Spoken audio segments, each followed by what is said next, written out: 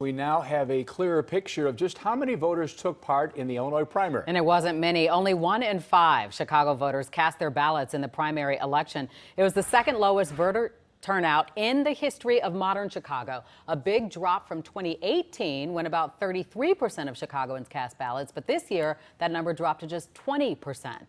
The Chicago Board of Elections says voter participation does typically plummet in midterm primary elections between presidential contests. The primary did set the stage for several important general election contests this fall, including an epic clash for governor. Our political editor, Mike Flannery, is here now with more. Mike.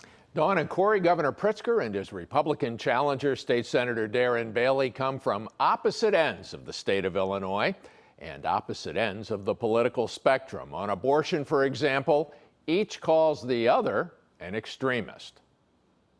I think it's hilarious that Governor Pritzker would call me an extremist.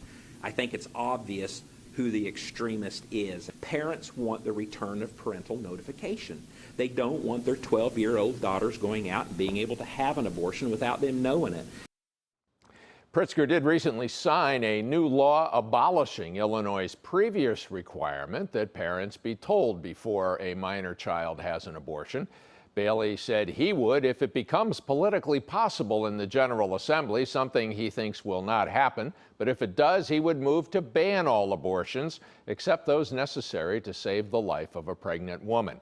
It's a Bailey position the Democratic governor features in his first post-primary TV spot. The extremists have taken over the Illinois Republican Party. That's who's showing up to vote, and that is why Darren Bailey won. He is the most extreme Republican nominee that they've seen in, I think, in my lifetime. So buckle up. Between now and November, two very different candidates will be offering voters this fall very different visions for the future of Illinois.